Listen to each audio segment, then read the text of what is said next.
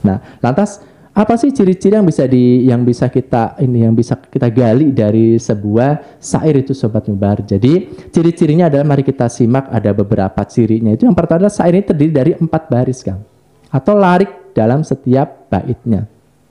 Nah, bagaimana kalau seandainya lebih dari itu? Nah, kalau lebih dari itu kita masuk pada syair modern mungkin nanti masuknya. Iya, puisi nanti baru ya. Nanti ada puisi baru itu masuk ke soneta. Nah, soalnya bukan grup ya, tapi ada namanya jenisnya jenis soneta. Di mana puisi modern ini masuk pada soneta, ada yang disairkannya, didendangkan, gitu kan. Tapi masuk dalam dunia syair juga. Tapi nanti masuk pada soneta, insya Allah kita akan kupas karena banyak, ada sekitar 23, ada 23 jenis. Nanti kita akan kupas tuh untuk soneta ini, ya. Jadi masuk pada soneta. Soneta ini sesuatu gubahan-gubahan dari sebuah syair yang didendangkan, tapi dengan baru. Nah, kalau kita berbicara pada puisi lama, otomatis ada aturan-aturan di sini. Aturannya apa? Ciri-cirinya adalah syair ini terdiri dari 4 baris atau larik dalam setiap baitnya, seperti pantun berarti kan. Nah, gimana dengan suku katanya? Nah, ini kayaknya tidak ada suku kata. Kalau pantun kan suku katanya 8 sampai 12. Kalau seandainya seloka adalah 4 kata, 4 kata ya. Kalau ini bebas Kang ya. Nah, kalau ini bebas, tapi dia hanya 4 baris dalam satu bait. Itu cirinya, ciri yang paling menonjol ya. Jadi sobatnya jadi ingat lagi ya. Oh ya, ciri-ciri seloka sama pantun hampir sama dengan syair gitu kan, 4 baris. Tapi berbeda adalah kalau di syair itu dia tidak ada baku dalam segi kata ataupun suku kata. Ya. Kalau pantun itu 8 sampai 12 suku kata, kalau seloka 4 kata setiap barisnya, walaupun terdiri dari 4 baris dalam satu bait. Nah, ini yang menjadikan sesuatu pembedanya. Yang kedua, syair ini tidak memiliki sampiran. Nah, artinya kalau pantun ada sampiran, ya. Yang baris 1, 2 sampiran, 3 dan 4 adalah isi. Seloka pun sama, 1, 2 sampiran, 3, 4 adalah isi. Nah, kalau di syair ini adalah tidak memiliki sampiran Sobat Mubar. Artinya apa? Di sini adalah kita bebas mengekspresikan. Mengekspresikan apa? Mengekspresikan tentang isi hati. Karena kan di sini yang tadi syuur itu artinya adalah perasaan. Nah, perasaan kalau kita lagi bahagia, mungkin yang diluapkan adalah tentang isi hati kebahagiaan tersebut. Ya, kalau kita bersedih ya, dia akan keluar tentang kata-kata sedih dari perasaan kita. Kalau kita sedang gundah gulana itu ya, galau gitu. Kalau kita lagi galau ya, itu akan terjadi bahwa segala sesuatu yang keluar dari perasaan kita adalah perasaan yang galau, mungkin dan keluh kesah dan sebagainya. Nah, ini kalau kita menyimak di teaternya tentang syair itu sangat luar biasa. Dia akan gestur tubuh itu akan bermain, bahwa dia itu akan mimik mukanya, dari intonasi nada yang keluar, dari gestur dari mulut, tangan, gerakan mata, kepala, badan, kaki, pokoknya semua itu bergerak.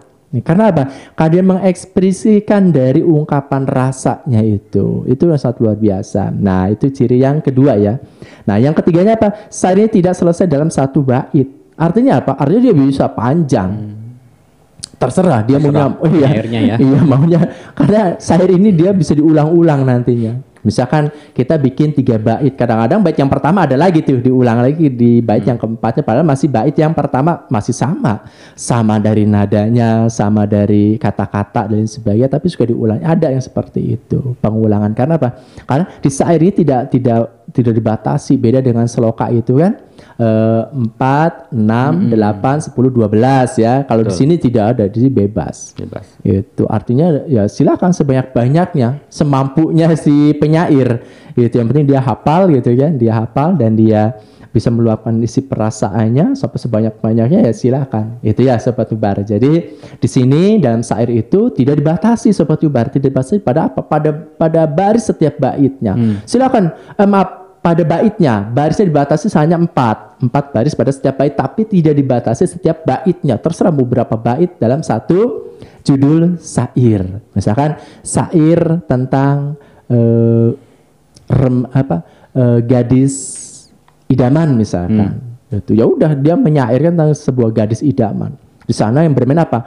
Bermainlah di sana semua majas-majas yang wah semua majas akan dipakai oleh penyair itu Kang, karena dia penyairnya katanya pembual, padahal bukan pembual karena emang dia punya referensi kata-kata yang sangat banyak sehingga kata-kata itu menjadikan suatu majas-majas terkumpulkan dicampur aduk berbagai macam majas yang ada di situ dari pertentangan perumpamaan. Biasanya penyair itu kebanyakan perumpamaan, membandingkan. Nah, pembandingan perumpamaan ini paling banyak. Dia membandingkan kau laksana burung merpati gitu kan, yang selalu hadir menemani, tidak pernah pergi untuk sendiri-sendiri. Nah, itu ada majas-majas di sana.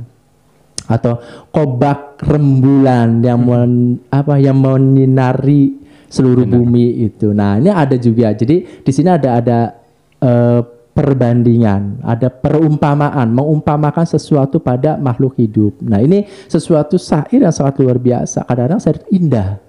Itu ya kan, kalau lagi galau biasanya nyetel musik pasti akan terjadi, atau kita melanggamkan syair-syair kan berdendang gitu. Itu kalau dulu Kang Ilham Alapapa itu kalau galau itu ya seperti itu, dia cecelewungan kalau kata bahasa Sundanya. Bukan bahasa planet. Oh, bahasa planet. Itu. Jadi ini sangat luar biasa pada syair itu, karena syair itu menjadikan suatu obat. Itu bisa jadi obat Kang. Bagi siapa? Bagi si penyair atau si pendengar itu sendiri. Itu sangat luar biasa. Nah, itu yang ketiga. Yang keempat, makna syair juga ini ditentukan oleh bait-bait selanjutnya. Jadi hampir sama dengan paragraf dalam cerita. Jadi artinya gini, kalau bait pertama tentang cinta, bait kedua, ketiga, keempat pasti tentang cinta semua. Sama, nggak ada misalkan bait pertama cinta, yang kedua tentang agamanya misalkan. Itu enggak. Jadi dia tetap menyangkut tentang cinta semua. Jadi satu unsur, satu kesatuan itu saling berkelindan, artinya saling menghubungkan. Ya Kang. Jadi mau berapa bait pun itu tetap akan menyokong pada suatu tema. Di mana itu? Pada unsur intrinsik tadi. Ya? Iya, yang di awal. Jadi ada temanya, ada tema, masih kita masuk. Nah, seperti itu. Iya, itu akan terjadi di sana. Sehingga ini sesuatu hal bahwa saya itu unik. Kalau menurut saya unik ketika kita belajar. Nah, Sobat Nubar ketika sudah tahu bahwa syair adalah bagian dari puisi lama, maka Sobat Nubar siap-siap akan menjadi orang yang pencinta syair. Yaitu Anda ketika nulis puisi, ketika tanya ini puisi jenis apa? Ini perasaan. Nah, berarti Anda sedang bersair, tapi syairnya syair modern. Karena apa? Tidak menggunakan ciri-ciri dalam syair. Bebas bla bla bla, berarti masuk kepada soneta. Itu ya. Jadi kalau kita sudah paham nih, oh ini masuknya pada soneta. Oh ini masuknya pada semilia. Oh ini masuknya pada alegori. Oh ini masuk pada personifikasi. Wah, metafora. Ini pada ironi, hiperbola dan sebagainya. Itu akan terjadi kan? Karena apa? Karena kita sudah paham. Kalau sudah paham itu enak. Kita membuat apapun juga bisa disangkut pautkan. Nah, jadi ingat, majas dalam sebuah puisi, baik itu puisi lama atau puisi baru, itu bukan untuk dihafal. Ingat, bukan untuk dihafal, tapi untuk dipahami. Kalau udah paham enak Kang. Jangan dihafal. Kalau dihafal gampang lupa ya. Lupa dan tertukar nantinya.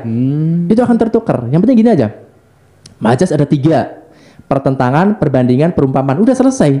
Masalah dalamnya itu berpuluh-puluh tentang tingkatan-tingkatan majas itu, kita nggak usah menghafal tentang ini masuk dalam pertentangan, nanti ada ciri-ciri tersendiri, kita akan ini masuk pada majasnya pertentangan, ini majas pada perbandingan, perumpamaan, udah selesai. Jadi kita berpuisi itu bukan asal ngejeplak puisinya, tapi ada suatu tuntunan di sana. Ada sesuatu yang bahwa kita dalam berpuisi ini kita ada aturan-aturan yang cara berpuisinya. Itu. Nah, nanti insya Allah di Nubar Pro mudah-mudahan nanti kita bisa menghadirkan tentang trik dan cara-cara dari mulai gestur tubuh dan lain sebagainya. Kita menghadirkan bahwa ternyata Nubar Pro itu adalah bukan suatu edukasi hanya berbicara podcast, tapi ada sesuatu hal yang bisa dijelaskan dari mulai gestur tulis sebagian dalam berpuisi, sehingga orang akan lebih tertarik lagi, ternyata ini ada sesuatu didikan, suatu edukasi yang sangat luar biasa. Kita beda dari yang lain karena prinsipnya di Nubar Pro ini adalah menghadirkan sesuatu yang berbeda dari yang lain. Kita menjadi pionir, bukan menjadi seorang follower. Itu intinya. Jadi mudah-mudahan ini sesuatu edukasi, kita istiqomah karena banyak sekali orang-orang sudah tayang nih Kang, udah tayang misalkan hanya 1-2 videonya 1-2 episode sudah nggak ada lagi. Nah seperti itu, dan kita insya Allah dengan hadirnya Nubar Pro didukung dengan owner dari Nubar Pro juga mendukung terus, sangat luar biasa. Ini jadikan sesuatu peluang bagi siapa? Peluang bagi kita untuk menggemborkan literasi sebanyak-banyaknya sehingga orang akan menjadi, kalau mau belajar literasi Nubar Pro, jadi nggak akan kemana-mana lagi karena dia konsisten, misalkan dia konsisten kok di sana, dia lebih pada bukan ngobrol asal cuap-cuapnya, tapi ada dasar-dasar yang menjadikan sesuatu itu berilmu dan bermanfaat bagi yang ditontonnya. Jadi nggak rugi ketika si kuotanya habis juga untuk nonton tayangan-tayangan Nubar Pro, karena ada pitik bagi mereka. Nah, yang kelima apa kata Kang? Yang kelima, syair ini berpola rimanya A. Nah, ada rima di sini. Ya? Jadi kalau dalam rima syair lama itu berrima, Kang. Tapi kalau kita masuk ke soneta itu tidak ada rima, Kang. Kita akan bebas. Itu ada bebas. Karena apa? Karena karena puisi-puisi modern itu kadang-kadang rimanya itu A B ada yang A B B, ada yang A B, ada yang A B, ada yang misalkan dia ada 5 larik, 5 baris. AA, BB, C misalkan, atau AA, BB, A, seperti itu. Ini berbeda-beda. Nah, tentang masalah rima itu kalau dalam syair lama, dalam syair di puisi lama itu wajib. Wajib. Tapi kalau dalam modern, puisi modern itu sudah tidak pakai. Yang penting bahwa ini masuk pada puisi modern misalkan. Tapi kalau yang dalam ini pada puisi lama itu ada aturan-aturan yang sudah baku dan itu tidak boleh dilanggar.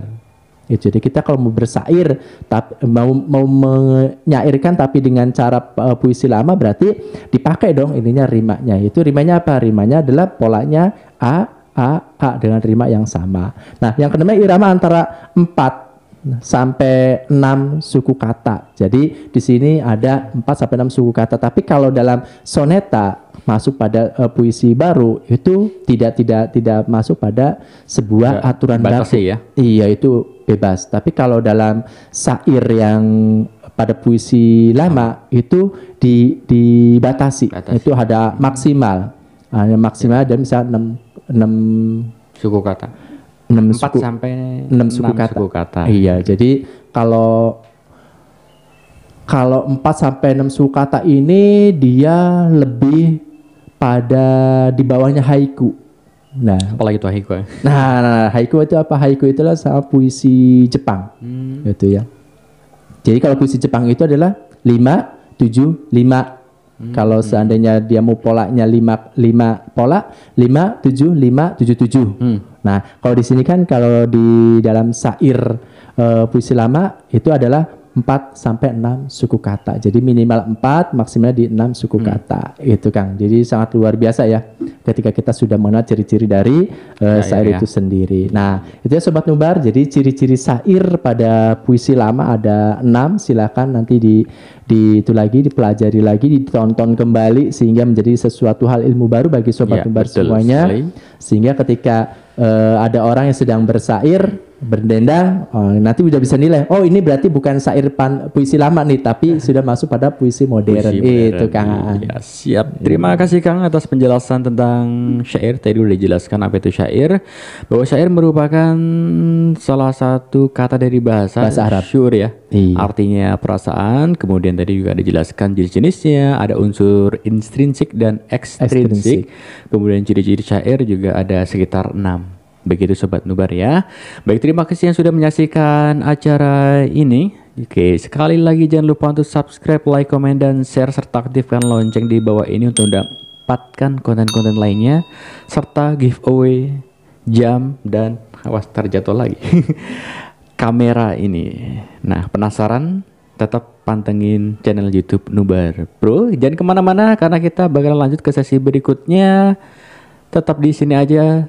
Terima kasih.